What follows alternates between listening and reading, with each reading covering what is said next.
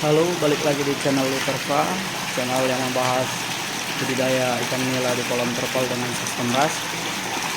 Ini keadaan kolam yang sama, tapi kemarin ada masalah dengan ikan yang dipelihara kemarin. Jadi waktu itu saya mau membersihkan chamber. Waktu saya buka keran pembuangannya, saya ada urusan, jadi airnya sampai habis dan ikannya itu pada mati ya. Jadi sisa sekitar 250-an ekor lagi saya pindahkan ke kolam di belakang. Nah, sekarang ini sudah saya masukin bibit baru lagi, namun yang jual bibitnya kayaknya agak sengklek karena saya pesan itu bibit yang ukuran ini, yang 3-4 inci. Tapi yang datang itu yang 3-4 inci cuman sekitar 200 ekor. Nah, terus sisanya itu ukuran ini yang masih kecil. Jadi ini total bibitnya sama sekitar 1000 lebih ya. Jadi seperti biasa pada saat pemasukan bibit baru kita melakukan treatment, yaitu ngebum PK supaya bibitnya terbebas dari jamur dan luka-luka dan bakteri ya. Jadi cara penaburannya gampang saja, tinggal PK-nya kita campurkan ke air karena saya pakai PK bubuk. PK ini yang bubuk ini di tempat saya harganya satunya sekitar 7.000. Jadi untuk kolam ini sengaja airnya tidak saya isi penuh. Jadi untuk air segini tuh saya gunakan 4 PK. 4 botol PK ini ukurannya 5 gram. Jadi langsung saja kita lakukan treatment pemberian PK. Pertama-tama kita siapkan air di dalam ember kecil, terus kita taburin PK-nya.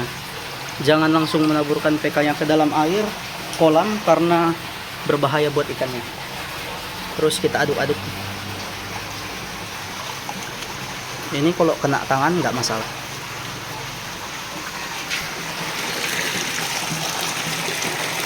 Setelah itu kita tuang larutannya tadi ke dalam air.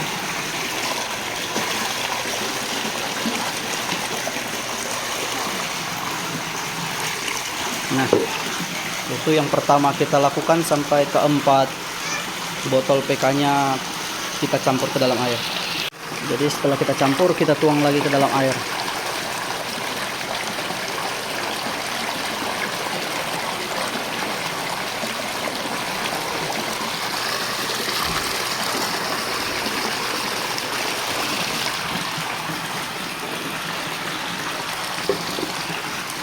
Nah, air akan berubah menjadi keunguan ya, ungu kehitaman.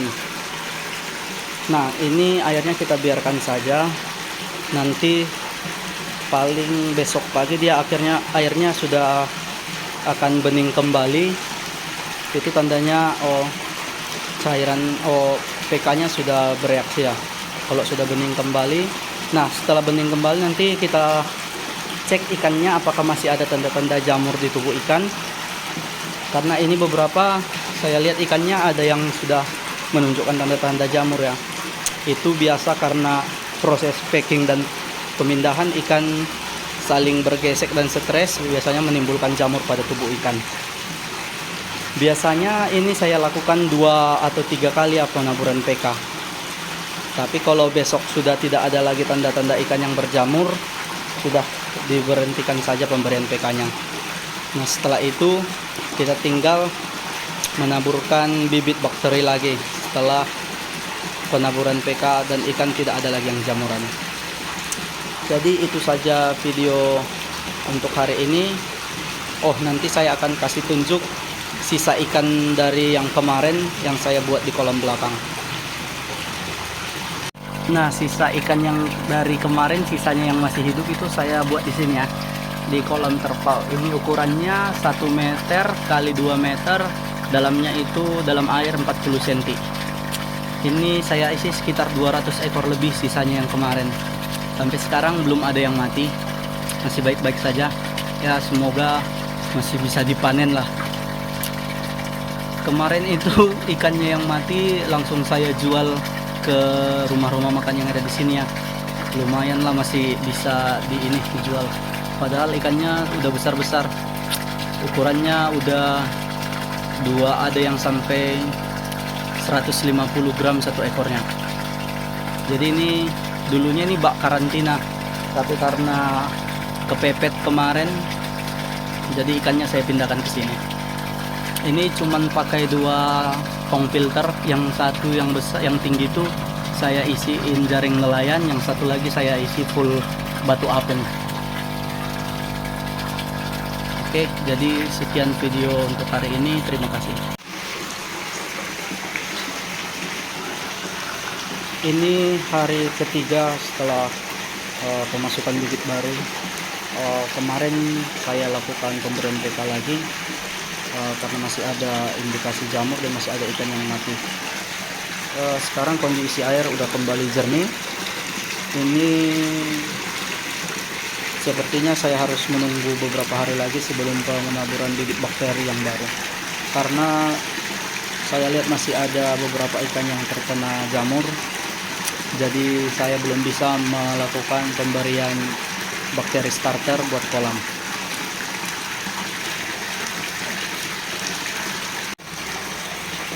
Oke, jadi ini sudah hari keempat sejak bibit kita tebar di kolam D3 dengan sistem RAS. Ini kelihatan ikannya sudah mulai lapar, sudah nafsu makannya sudah mulai tinggi. Jadi setelah pemberian PK dan garam pada 3 hari, sekarang saatnya kita melakukan pemberian bibit bakteri kembali ke dalam kolam agar kolam dapat berjalan dengan semestinya dan agar kadar amoniak di dalam kolam dapat terkontrol. Masih sama, saya menggunakan produk Nitrobacter yang mengandung Nitrosomonas SP dan Nitribacter SP. Cara pemberiannya masih sama, kita larutkan dulu di dalam air, lalu kita tuang ke dalam kolam.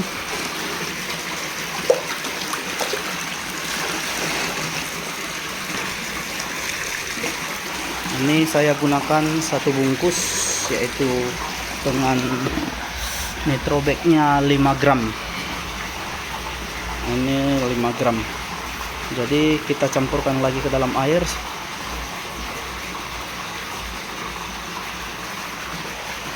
Lalu selain dalam kolam, kita taburkan juga ke chamber filter biologis kita.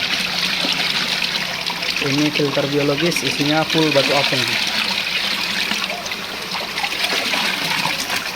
Saya gunakan 2 chamber biologis. Yang pertama isinya full batu apung, terus yang tong kedua itu isinya full biobol. Ini chamber biologis yang kedua, isinya biobol. Kita tuang juga ke dalamnya.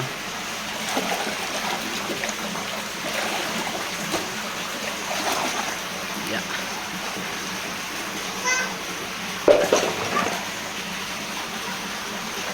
Karena bakteri ini bersifat anaerob, jadi dia harus ditutup. Kita tutup kembali. Ini kita coba kasih makan. Nah, ikannya sudah sangat rakus.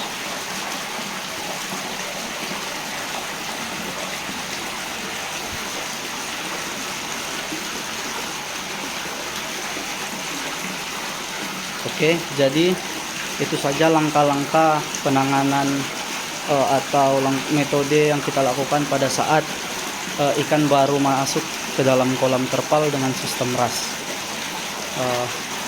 Semoga dapat bermanfaat bagi kawan-kawan, dan kalau ada yang ingin ditanyakan, silakan tanyakan di kolom komentar. Terima kasih.